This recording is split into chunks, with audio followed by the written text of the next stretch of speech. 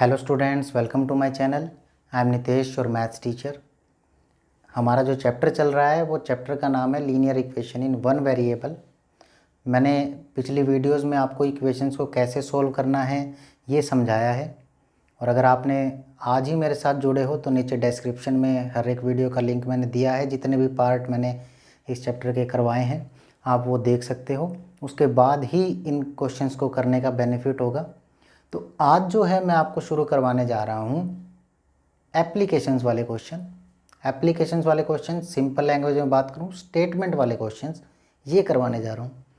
बड़े ध्यान से समझिएगा क्योंकि थोड़ा सा टिपिकल हो जाता है जब आप इस स्टैंडर्ड में हो, फिर थोड़ा सा एप्लीकेशंस वाले क्वेश्चन आना, थोड़ा सा सोल्व करना, तो थोड़ा सा आपको माइंड अप डेवलप करना होगा अपना। और इन क्वेश्चन को सबसे बेस्ट तरीका है करने का कि आप जो हैं सिंपल से सिंपल एग्जाम्पल के थ्रू उसको, इस क्वेश्चन को जो भी क्वेश्चन आपको दिया हो उसको सिंपल से सिंपल एग्जाम्पल से रिलेट करें। रिलेट करने के बाद फिर क्वेश्चन करें। देखते हैं पहला एग्जाम्पल क्या है आपके सामने।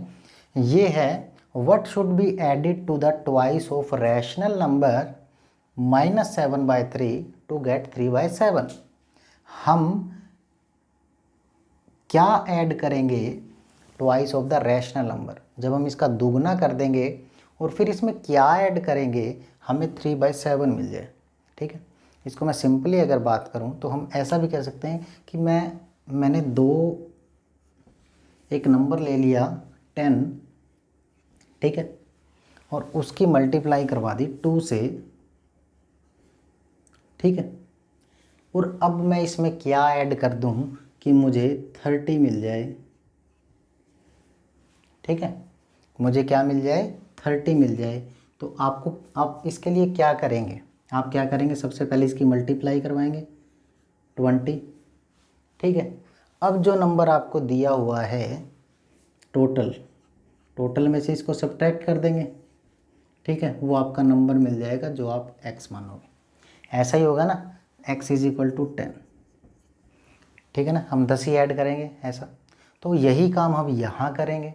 तो इसको करने के स्टेप्स मैं आपको बता देता हूँ। सबसे पहले हम क्या लिखेंगे, हम सबसे पहले वो चीज़ एज्यूम करते हैं जो हमें निकालनी होती है। तो सॉल्यूशन में मैं क्या करूँगा, लेट नंबर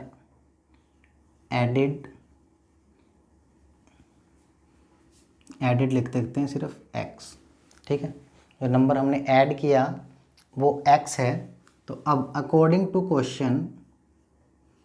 क्वेश्चन हमें क्या कहता है, ठीक है, हम ट्वाइस ऑफ -7/3, मैंने ट्वाइस कर दिया ना, इसके अंदर क्या प्लस करें और हमें क्या मिल जाए, 3/7। ठीक है, इक्वेशन बन गई। क्योंकि सबसे मुश्किल काम है इक्वेशन बनाना। इक्वेशन बनाने के बाद आप सोल्व करने का तरीका आप पीछे सीख ही चुके हैं, तो उसमें आपको प्रॉब्लम नहीं आएगी। तभी मैं कह रहा हूँ इन एप्लीकेशंस वाले क्वेश्चन को बड़े ध्यान से समझिएगा। कोशिश करिएगा उसे सिंपल से सिंपल लैंग्वेज में या किसी भी एग्जाम्पल के थ्रू रिलेट करने का, जैसे मैंने अभी रिलेट करके बताया ऐसे। तो ये हो गया। अब मैं इसको सोल्व कर लेता हूँ। -14 डिवाइड में 3 प्लस में x 3/7। ठीक है जी, ये माइनस में है तो मैं प्लस में ले जाऊंगा, दूसरी तरफ प्लस में हो जाता है। हम ये पीछे कर चुके हैं सोल्व करना। तो इसका एलसीएम आ जाएगा 21, ये आ जाएगा 9 और ये आ जाएगा 14 की आप 7 से मल्टीप्लाई करवाओगे तो कितना आएगा, ये आएगा आपका 98। ठीक है, 98। अब इसके बाद इसको सोल्व करते हैं आगे। ये आ जाएगा 107 डिवाइड में 21। ठीक है, तो आंसर आ गया हमारा 107 डिवाइड में 21। तो लास्ट में हम लिख देंगे therefore number added is equal to 107 divide में 21। ठीक है ना। अब लास्ट में क्या लैंग्वेज लिखनी है आपको सोचना नहीं है। आपने जो स्टार्टिंग में लिखा ना, जो आपने सपोज किया, जो आपने एज्यूम किया, आपको वहाँ से लेट हटा देना है, नंबर एडिड, यही किया मैंने। और उसके साथ में लेट की जगह देयरफॉर आ जाएगा एक्स की वैल्यू हमने निकाल ली थी, तो ये एज इट इज़ मैंने लिख दी। ठीक है, तो इस तरीके से आप ये क्वेश्चन बड़े ध्यान से इसको देखिएगा, कर सकते हैं। तो नेक्स्ट क्वेश्चन देखते हैं, नेक्स्ट क्वेश्चन क्या है। This is your next example, जिसमें आपको दिया हो गया है कि the perimeter of a rectangle is 13 centimetre and the width is 2⁻³ centimetre, find its length. हमें लेंथ निकालनी है, विड्थ दी हुई है। अब सबसे पहले तो इस क्वेश्चन को करने से पहले आपको ये पता होना चाहिए कि रेक्टेंगल क्या होता है। आपको पता ही है रेक्टेंगल क्या होता है, दिस इज़ रेक्टेंगल, कुछ ऐसा ही होता है ना रेक्टेंगल। ठीक है, अब ये रेक्टेंगल है, इसके अंदर क्या चीज़ होती है, ये लेंथ होती है, ये ब्रेड्थ होती है, सॉरी ये ब्रेड्थ होती है। ठीक है, ये लेंथ और ये ब्रेड्थ है। अब आपको इसका क्या आना चाहिए, पैरामीटर। पैरामीटर दिया हो ना, तो पैरामीटर का क्या फॉर्मूला होता है, अगर मैं इसको L से रिप्रेजेंट करूँ और इसको B से, तो ये पैरामीटर होता है मेरा 2L+B, ये होता है ना पैरामीटर। ठीक है, फॉर्मूला पता है। अब 2L+B आपको दिया हुआ है 13। ठीक है, या थोड़ा सा और मैं इसको लिखता हूँ, पैरामीटर दिया हुआ है 13, विड्थ यानी कि ब्रेड्थ दी हुई है आपको 2/3/4, लेंथ निकालनी है। ठीक है, तो सबसे पहले जो हमें निकालना है वो हम एज्यूम करेंगे, लेट लेंथ ऑफ रेक्टेंगल क्या होगी, x सेंटीमीटर, मैंने x सेंटीमीटर एज्यूम कर लिया। ठीक है, ब्रेड्थ या विड्थ कह सकते हो रेक्टेंगल, ये हमें दी हुई है 13 सेंटीमीटर, और पैरामीटर दिया हुआ है रेक्टेंगल कितना है 13, सॉरी विड्थ जो है आपको दी हुई है 2 की, ये 3/4, पैरामीटर 13 सेंटीमीटर। ठीक है, तो सबसे पहले तो इसको सॉल्व कर लेते हैं, तो ये आएगा 11/4 सेंटीमीटर। ठीक है, ये दो चीज़ गिवन है, ये हमने एज्यूम कर ली, सपोज कर ली, मान लिया। ठीक है, अब अकॉर्डिंग टू क्वेश्चन हमें क्या कहता है, क्वेश्चन कहता है कि 2L+B पैरामीटर 13 है, यही है ना। अब 2 लेंथ को हमने क्या मानना है x, प्लस ब्रेड्थ कितनी है 11/4, और ये है 13, ये अकॉर्डिंग टू क्वेश्चन हो गया हमारा। अब इसको सोल्व कर लेंगे, सोल्व करने का तरीका वही है जो आप करते आए हैं, फटाफट से इसको सोल्व करते हैं। ठीक है, तो इसको सोल्व करते हैं हम, ये आएगा हमारा, मैंने सबसे पहले ब्रैकेट सोल्व होगी 2x, ठीक है, फिर इसकी मल्टीप्लाई करवाऊंगा तो ये कट जाएगा, ये आएगा 11/2 = 13। ठीक है, अब x वाले एक तरफ, बाकी एक तरफ, जब मैं इसको लेके जाऊंगा तो ये आएगा 2x = 13 - 11/2, और 2x = 2, इसका एलसीएम आ जाएगा। ठीक है, 2 एलसीएम आ जाएगा तो ये आ जाएगा मेरा 26 - 11, दैट विल = 15/2, ये आ गया। अब 2x = 15/2, अब x मल्टीप्लाई में है तो डिवाइड में आ जाएगा इस तरफ, ये सारे आप सीख चुके हो पहले, 15/4। ठीक है, निकालना क्या था, x क्या है, लेंथ ही तो निकालनी थी ना। तो अच्छा, मैंने आपको कहा था कि उसी में आप हमेशा ध्यान रखें इस बात का कि आप उसी फॉर्म में आंसर दें जिस फॉर्म में आपको दिया हुआ, आपको इस फॉर्म में दिया हुआ तो आप इसी फॉर्म में इसको लिख लीजिए। तो ये जब आएगा आपका तो दैट विल = 4 डिवाइड में ऐसे आ जाएगा। ठीक है, तो लास्ट में आपको क्या लिखना है, आपको लिखना है, मैं यहाँ बताता हूँ आपको लिखकर, therefore length of rectangle rectangle की लेंथ कितनी आ गई 3/4 centimetre.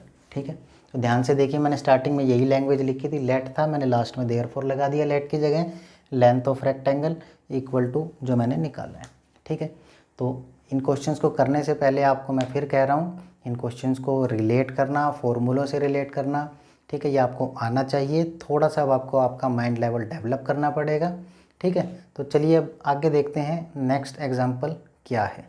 This is your next example, जिसके अंदर आपको दिया गया है कि the present age of Sahil's mother is 3 times the present age of Sahil. ठीक है, after 5 years their ages will added to 66, then find their present ages. ठीक है, तो मैं आपको बता दूं कि जो ये एज वाले क्वेश्चंस होते हैं वो काफ़ी इंपॉर्टेंट होते हैं, काफ़ी बार एग्जाम्स में आते हैं। ठीक है, चाहे वो 8th का मैथ हो, चाहे वो 9th का मैथ हो, चाहे वो 10th का मैथ हो, तो एज वाले क्वेश्चन काफ़ी बार आप देखते हैं। ठीक है, तो इन क्वेश्चंस को ध्यान से समझिएगा। तो सबसे पहले आपको दिया क्या हुआ है, present age of Sahil's mother. जो साहिल की मदर हैं उनकी जो प्रेजेंट एज है वो साहिल से 3 times है।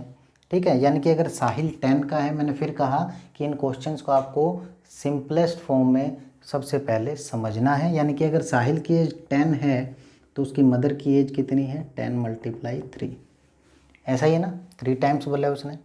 फिर कहते हैं कि आफ्टर 5 years, 5 साल के बाद, यानी कि 5 साल के बाद ये इसके अंदर मैंने 5, ठीक है, और 10 × 3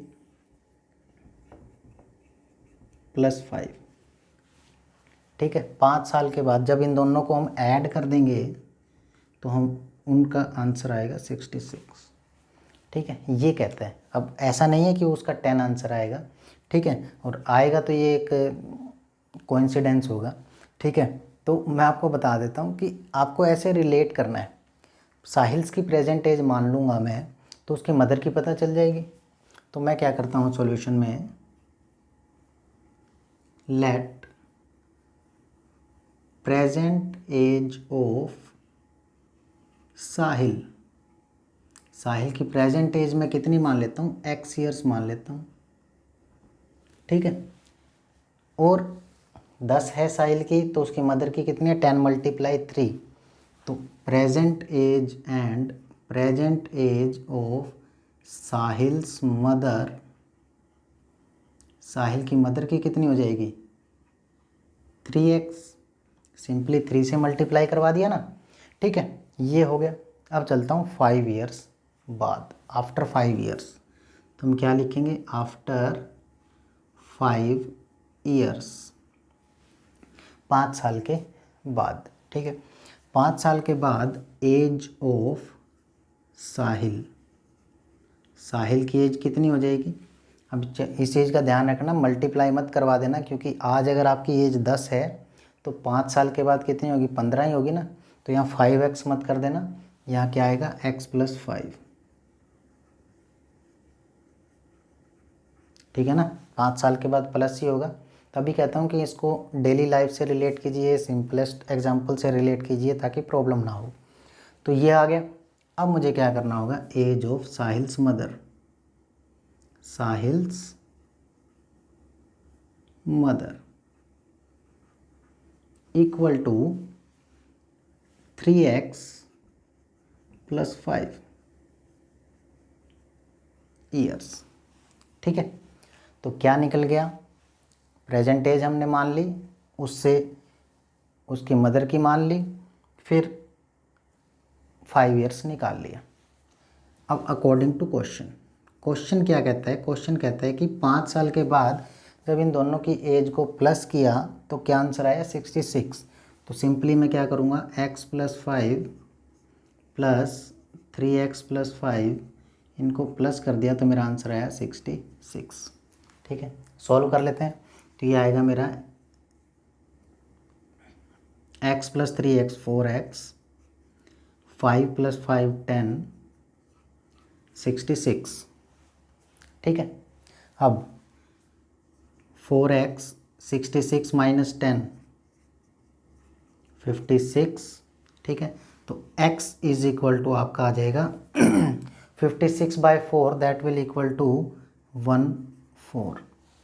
ठीक है, x की क्या वैल्यू आ जाएगी, 14 आ जाएगी। जब ये x की वैल्यू 14 आ गई तो हमें निकालना क्या है, उसकी प्रेजेंट एजेस निकालने हैं दोनों की। x हमने क्या मानना था, साहिल की प्रेजेंट एज, यानी कि साहिल की प्रेजेंट एज कितनी है 14। तो लास्ट में हमें क्या लिखना है, वही ऊपर वाला सेम, बस देयरफॉर लगा देना है, therefore Sahil's present age of Sahil, same लिख लेते हैं, प्रेजेंट एज ऑफ साहिल कितनी आ जाएगी 14 ईयर्स। ठीक है, और 14 ईयर्स के बाद present age of Sahil's mother, 3 से मल्टीप्लाई करवाना है तो ये आ जाएगा 42 ईयर्स। ठीक है, तो इस तरीके से आप ये क्वेश्चंस बड़े आराम से कर सकते हैं। ठीक है, बस करना क्या है, थोड़ा सा इसको डीपली समझना है। मैं फिर बोल रहा हूँ, माइंड को डेवलप कीजिए, थोड़ा सा अपने सोचने पे, विचारने पे जितना ज़्यादा आप ध्यान दोगे उतने ही जल्दी ये क्वेश्चंस हो पाएंगे। ठीक है, अगर इसको क्रॉस चेक करना हो तो क्रॉस चेक भी कर सकते हैं हम। अब 14 ये 3 टाइम्स तो हो गया, 5 ईयर्स के बाद साहिल की एज कितनी हो जाएगी 19 और उनके मदर की 47 दैट विल इक्वल टू 66। 5 साल के बाद उनकी एज कितनी थी 66 ही तो थी, ऐड किया था तो। ठीक है, तो इस तरीके से आप ये क्वेश्चंस कर सकते हैं। अब इन्हीं क्वेश्चंस के बिहाफ पे मैं कुछ क्वेश्चंस आपको दे रहा हूँ, वो क्वेश्चंस आपको करने हैं। और क्वेश्चंस में कोई भी डाउट आपको लगे तो नीचे कमेंट बॉक्स में आप बता सकते हैं, या डिस्क्रिप्शन में मेरा नंबर है, वहाँ आप पूछ सकते हैं। Thank you very much.